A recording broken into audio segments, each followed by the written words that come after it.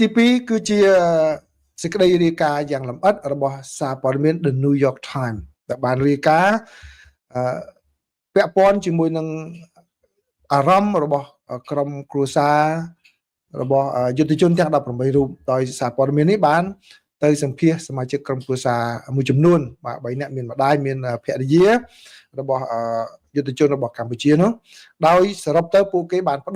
ដោតក្តីសង្ឃឹមបាទទៅលើលោកប្រធានាធិបតី Donald Trump in Trump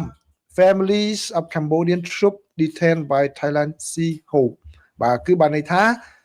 ក្រុមគ្រួសារក្រុមយុទ្ធជនដែលថៃខាត់ខ្លួននោះបានដាក់ក្តីសង្ឃឹមមើលក្តីសង្ឃឹមទៅលើលោកប្រធានាធិបតី Donald Trump ខ្ញុំក៏អញ្ចឹងដែរបាទអញ្ចឹងខ្ញុំមិនអានទាំងស្រុងទេអត្ថបទនេះខ្ញុំសូមចែករំលែកដកសង្កខ្លះៗមកជូនប្រិយមិត្តទាំងអស់គ្នាគឺអត្ថបទនេះសរសេរដោយ New York Times គឺបានសរសេរល្អមែនទែនគឺមានលក្ខណៈយុត្តិធម៌សម្រាប់ជនរងគ្រោះបាទនៅក្នុងប្រទេសកម្ពុជាជាពិសេសក្រុមប្រភេទថាក្រុមគ្រួសារយុទ្ធជនដែលរងគ្រោះទាំងអស់នេះបាទគឺគាត់បាននិយាយពាក់ព័ន្ធជាមួយនឹងកូនរបស់យុទ្ធជនម្នាក់ដែលបានទៅបានថៃចាប់ខ្លួនទៅហ្នឹងគឺឈ្មោះលោកហុងច័ន្ទវិមានបាទលោកហុងច័ន្ទវិមានហើយនឹងកូនដែលចេះត្រឹមតែហៅឪពុកទៅប៉ាក៏ប៉ុន្តែអត់ឃើញប៉ាត្រឡប់មកផ្ទះវិញបាទគឺការសរសេរហ្នឹងបានចូលដល់ក្រុមគ្រួសារហ្នឹងទៅសម្ភាសបាទសម្ភាសលោកប្រពន្ធរបស់លោកច័ន្ទវិមានហុងច័ន្ទវិមានហ្នឹងបាទសម្ភាសហ្នឹងហើយ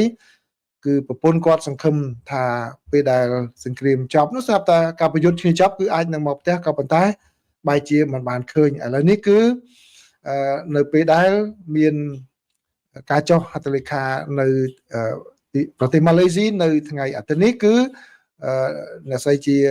ភរិយានោះគឺគាត់សម្ដែងនៅក្តីសង្ឃឹមថាអាចនឹងបានឃើញស្វាមីវិលត្រឡប់មកផ្ទះវិញប្រៀបដូចជាអ្វីដែលលោកប្រធានាធិបតី Donald Trump បានជួយសម្របសម្រួលឲ្យមានបទជបាញ់នៅក្នុងតំបន់កាហ្សាជាមួយនឹងអ៊ីស្រាអែលដែលនៅពេលនេះគឺចំណាប់ខ្មាំងអ៊ីស្រាអែលត្រូវបានដោះលែងមកវិញហើយគាត់សង្ឃឹមថាគឺអាចនឹងបានដោះលែងស្វាមីរបស់គាត់ផងដែរបាទគាត់ថាការរស់រានមានជីវិតឬក៏មរណភាពរបស់ប្តីខ្ញុំគឺ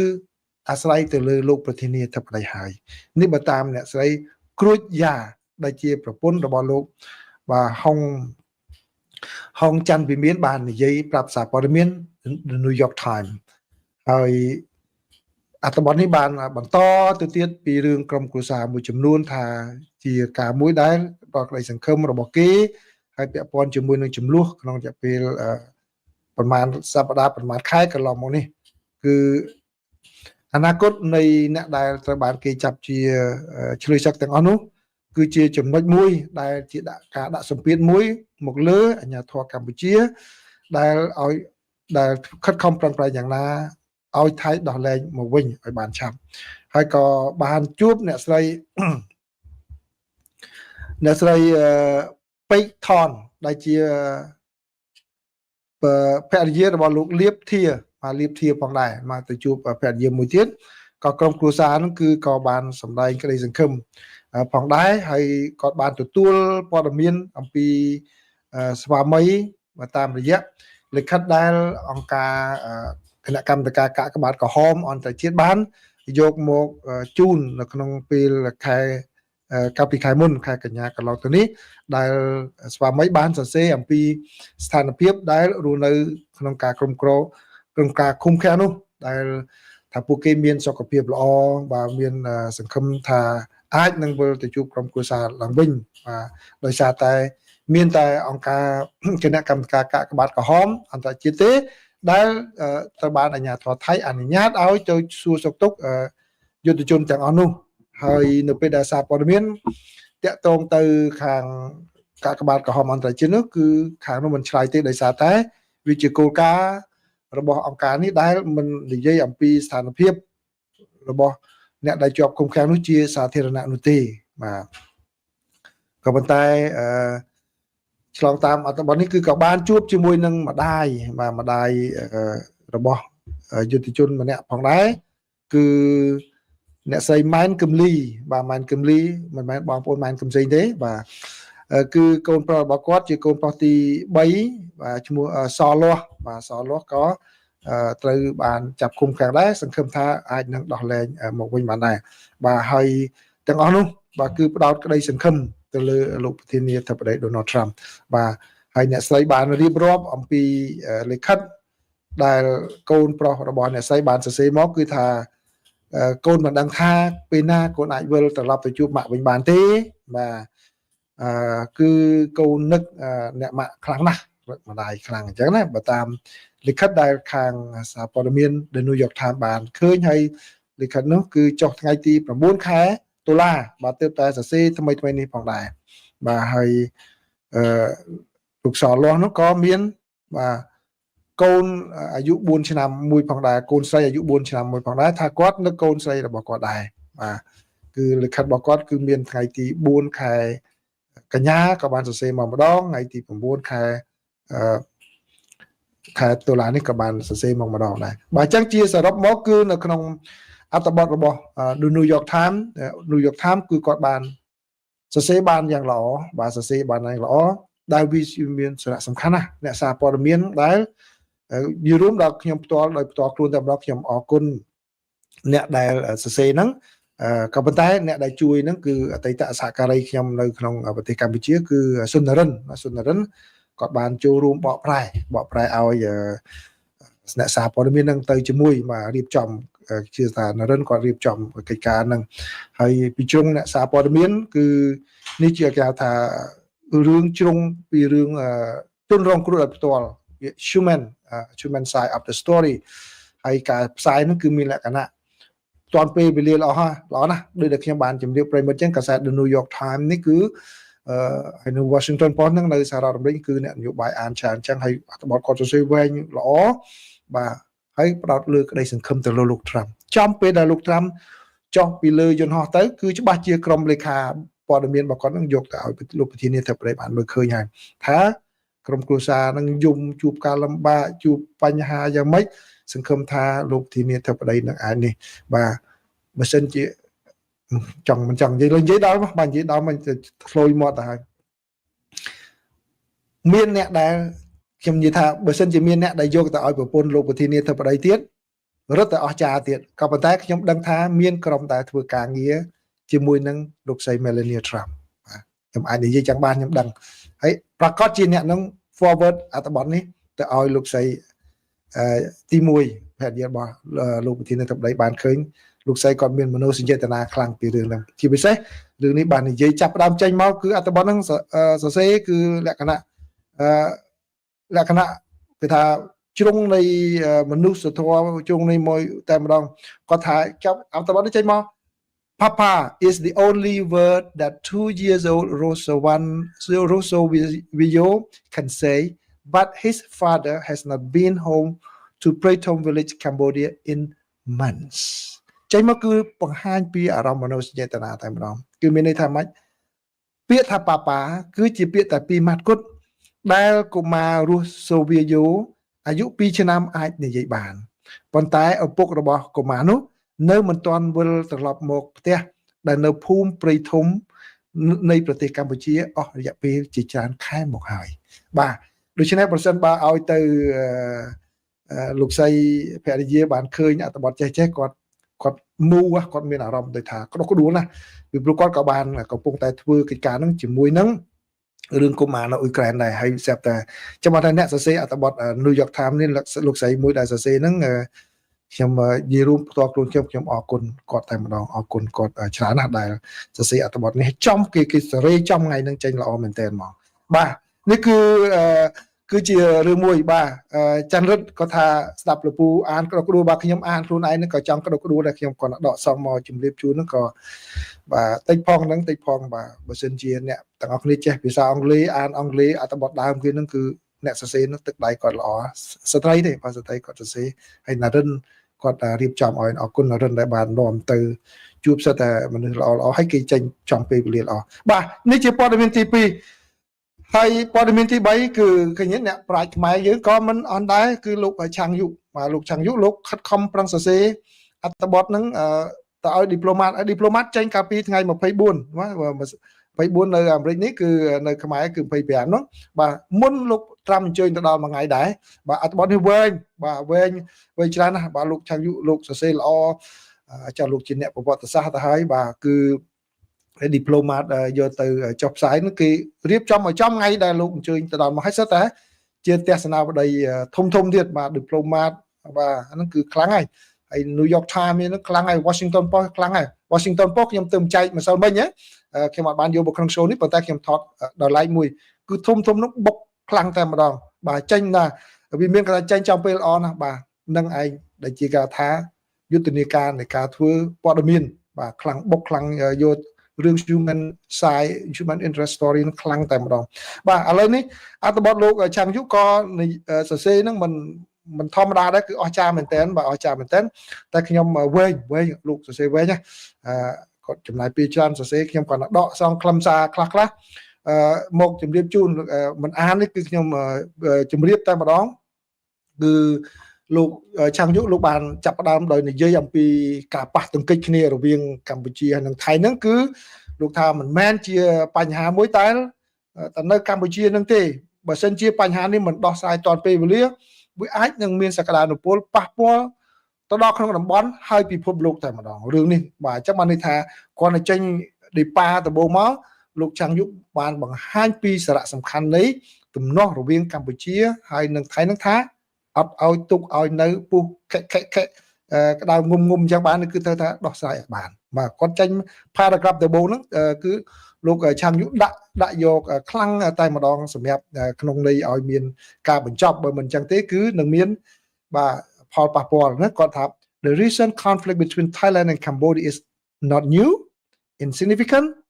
or localized unless this conflict is resolved appropriately and soon the impact has the potential to reverberate across the region and the world បាទគឺគាត់និយាយចេញមកក្នុងន័យឲ្យ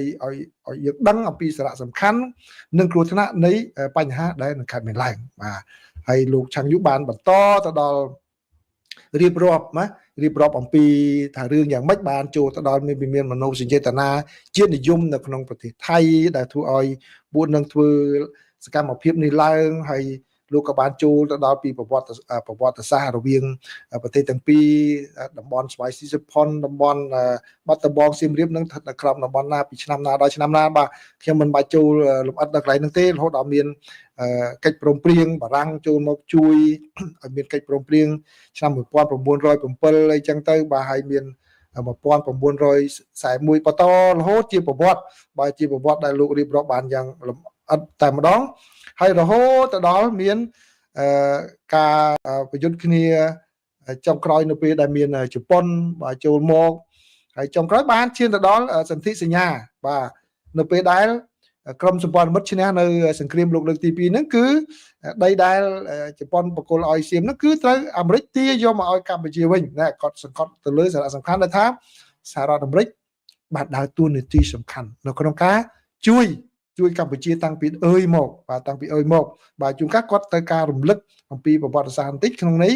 ឲ្យដឹងគុណគេផងឲ្យគេដឹងថាគេធ្លាប់ធ្វើគុណលើយើងបាទអញ្ចឹងទៅលោកបាននិយាយតាក់ទងជាមួយនឹងសន្ធិសញ្ញា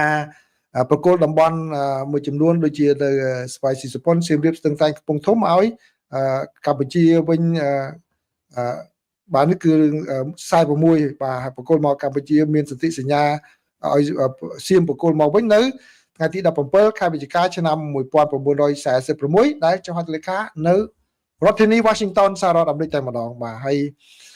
លោកបានរៀបរាប់បន្តទៀតពីរឿងការប៉ះទង្គិចក្រោយមកមានការប្តឹងទៅ ICJ ឆ្នាំ1953បារាំង54រហូតដល់62 2013ហ្នឹងលោករៀបរាប់លម្អិតតទៅទៀតបាទអញ្ចឹងខ្ញុំមិនបាច់ចូលលក្ខណៈឯកសារប្រវត្តិសាស្ត្រទេគឺប្រិមត្តបានដឹងហើយក៏ប៉ុន្តែចុងក្រោយនេះលោកឆាំងយុលោកបានសន្និដ្ឋានទៅដល់បញ្ហាថាស្ថានភាពពេលបច្ចុប្បន្ននេះប្រទេសកម្ពុជាកំពុងដើរដោយប្រុងប្រយ័ត្នរវាងមិត្តភាពដ៏រឹងមាំផ្នែកសេដ្ឋកិច្ចជាមួយប្រទេសចិននិងទំនាក់ទំនងមិត្តភាពកាន់តែប្រសើរឡើងជាមួយនឹងសហរដ្ឋអាមេរិកបាទលោកបានបន្ថែមថាម្យ៉ាងវិញទៀតប្រទេសថៃក៏កំពុងរុករក វិធីធ្វើតំណែងតំណងជាប្រព័ន្ធសាស្ត្ររបស់ខ្លួនជាមួយនឹងសហរដ្ឋអាមេរិកក្នុងបរិបទនៃការកើនឡើងនៅមនោសញ្ចេតនាជាតិនិយមកាន់តែខ្លាំងឡើងដែលពួកយោធាមានសកម្មភាពកាន់តែខ្លាំងក្លាហានជាងមុនហើយទោះបីជាគោលនយោបាយនិងតំណែងតំណងការបរទេសកន្លងមកมันមានការធានាជាយុទ្ធសាស្ត្រនិងភាពជាដៃគូនាពេលអនាគតក៏ដោយក៏វាមិនពិបាកនៅក្នុងការមើលឃើញពីរបៀបដែលការអាចបន្តចំនួននេះដែលមានការប្រឈមទៅនឹងការពង្រីកការប្រកួតប្រជែងជាយុទ្ធសាស្ត្រដែលកំពុងតែបន្តកើតមានឡើងរវាងសហរដ្ឋអាមេរិកនិងប្រទេសចិនផងដែរបាទអញ្ចឹងបានន័យថាវាអាចនឹងមានពាក់ព័ន្ធគ្នាទៅនឹងការប្រកួតប្រជែងរបស់មហាអំណាចទាំងពីរដែរបាទជាចុងក្រោយលោកយុបានបញ្ចប់ដោយសរសេរថាបាទលោកត្រាំបានបញ្ជាក់នៅក្នុងខែមករាឆ្នាំ2025ថាមរតកដ៏មានមោទនភាពរបស់លោកបំផុតរបស់លោកត្រាំគឺលោកចង់បានឈ្មោះថាជាអ្នកបង្កើតសន្តិភាពនិងជាអ្នកបង្រួបបង្រួមបាទអ្នកបង្រួមរួមហើយលោកមានគម្រោងធ្វើជាអធិបតីក្នុងពិធីចុះហត្ថលេខាឬក៏ធ្វើជាសាក្សីក្នុងពិធីចុះហត្ថលេខាលើកិច្ចព្រមព្រៀងសន្តិភាពរវាងកម្ពុជានិងថៃក្នុងអំឡុងពេលដែលលោកអញ្ជើញចូលរួមនៅក្នុងកិច្ចប្រជុំកំពូលអាស៊ាននៅថ្ងៃទី26ខែតុលានេះបាទហើយលោកបានសន្និដ្ឋានបញ្ចប់ថាដោយរំលឹកឡើងវិញនៅទួនាទីជាប្រវត្តិសាស្ត្ររបស់សហរដ្ឋអាមេរិកក្នុងការធានាសន្តិភាពនៅអាស៊ីអាគ្នេយ៍និងទូទាំងពិភពលោកបន្ទាប់ពីសង្គ្រាមលោកលើកទី2ឥឡូវនេះជាពេលវេលាសម្រាប់សន្តិភាពរវាងប្រទេសនៅតំបន់អាស៊ីទាំងពីរនេះហើយបាទនេះគឺជាការចូលរួមចំណែកដ៏ឧត្តម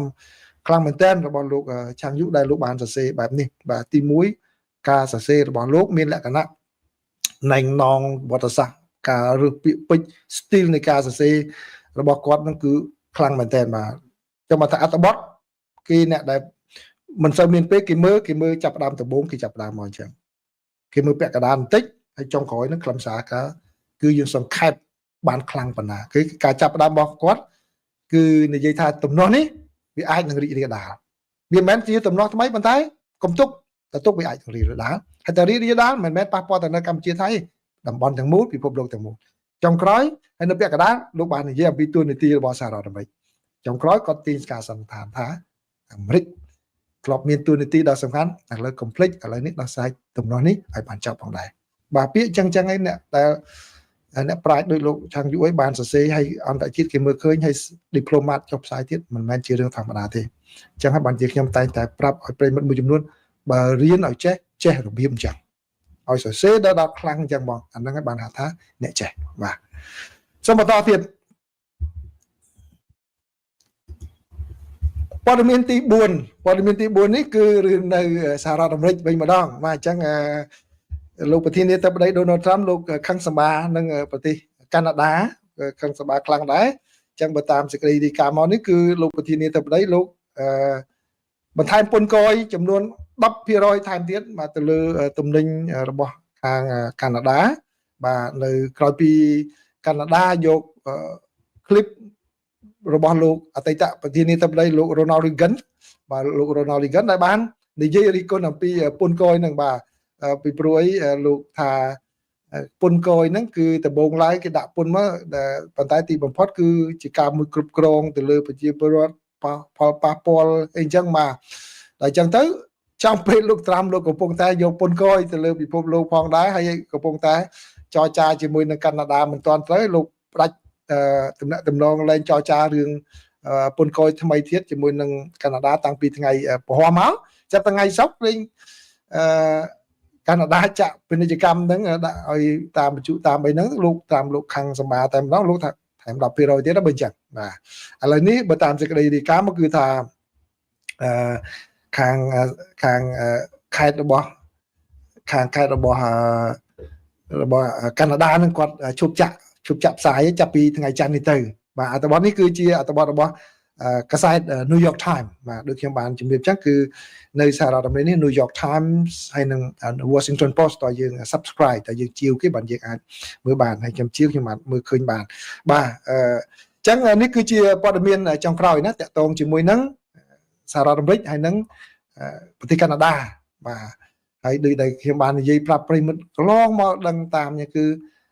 ពន្ធ 10% ហ្នឹងគឺទីបំផុតហើយបាទហើយកម្ពុជាយើងទទួលបាន 19% បាទបើយើងចង់បាន 0%ដូចមុនទៀតបើជាមិនបានទេបាទអញ្ចឹងបើសិនគាត់ថាទៅប្រជុំនៅកូឡាឡាំពួរនោះបើសិនមានការអីអាចនិយាយចុះនិយាយឡើងមិនលោកធានាទឹកដីថាមានតំណែង200មុខដាក់យកពន្ធ 10% ដែរចឹងហ្នឹងគឺល្អសម្រាប់កម្ពុជាប៉ុន្តែរឿងនោះយ៉ាងមិនដែរបាទហ្នឹងសុផាណាក៏ថាស្ដាប់ឲ្យរំភើបបងអរគុណលោកឆាំងយុបាទជាការពិតអរគុណលោកឆាំងយុហើយក៏កុំភ្លេចតិចភ្លេចណាក្រោយពីចុះហត្ថលេខាហើយរវាងកម្ពុជាថៃលោកតាមធ្វើអត្ថបទពីបៃកុំភ្លេចចូលទៅក្នុងបណ្ដាញ X របស់លោកត្រាំ Facebook របស់លោកត្រាំ Facebook របស់ White House Facebook របស់ក្រសួងការបរទេសសហរដ្ឋអាមេរិក Facebook របស់លោក Marco Rubio អរគុណពួកគាត់ផងបាទឬក៏ចូលស្ថានទូតសហរដ្ឋអាមេរិកប្រចាំនៅកម្ពុជាអរគុណពួកគាត់ផងកុំភ្លេចណាកុំភ្លេចឡៃតាគិតរឿងហ្នឹងកុំភ្លេចអរគុណអ្នកដែលខិតខំប្រឹងប្រែងធ្វើកិច្ចការហ្នឹងផងបាទនេះខ្ញុំក៏